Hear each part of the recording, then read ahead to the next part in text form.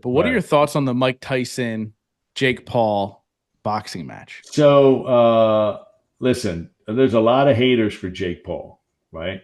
And there's a lot of haters from inside boxing for Jake Paul. I'm not one of them, uh, because Jake Paul has found a way. I've been in this business, a long time, and there's making money in this sport is difficult, and there's a developmental side to the sport when you're developing a fighter.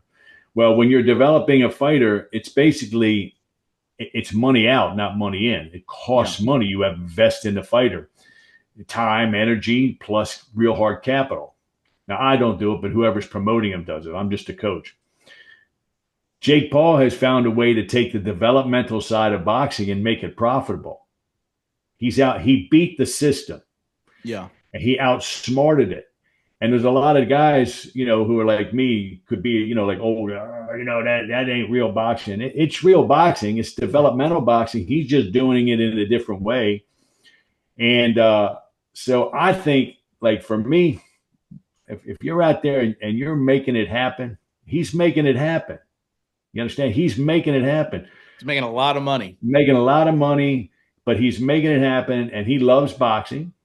And he's developing himself. He's developing himself while he's monetizing himself, which is an extraordinary. Usually, there's only money at the top. The super fights. The guy fought last week, and the guy made 25 million. Other guy made whatever 40 million. They make that money at the top. That money isn't down in the rank. Jake Paul is making that kind of money as a developmental fighter. If you're asking me to judge Jake Paul's ability as a fighter, he has a long way to go. He's completely untested.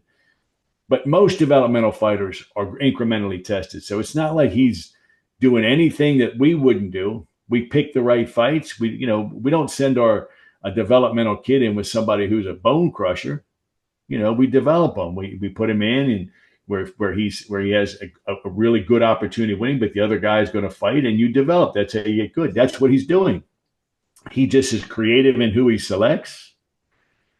Plus, he brings a lot of eyeballs to the sport, which is great. I have a lot of kids that walked into my gym because they've heard of Jake Paul. I bet. And so I am completely, I'm not like a lot of my, it's not traditional boxing. It's probably, and it's a little gimmicky, right? But he's smart and he's monetizing a part of the sport that's very difficult to monetize. And now when it comes to fighting Tyson, I'm 61, Tyson's 58. I'm a little worried about that because I can tell you for sure that, after 50, you change, you really become a different guy. And whether or not that's a safe and smart thing to do for Tyson, I don't know. People are looking at Tyson like, Mike Tyson. He's just a man. He's just a man. And now he's almost a 60-year-old man, right? And it would not surprise me if it doesn't go well for him in the fight. He may do great, and when they show you all those training clips and shit like that, Justin, those are the highlights, brother. Yeah. You know what I'm saying? They're not showing him getting out of bed the next day. They're not showing him, getting his shit kicked in and sparring. They're not doing any of that. They're just showing him for 30 seconds, hitting the mitts or hitting the bag. Oh, Tyson's back.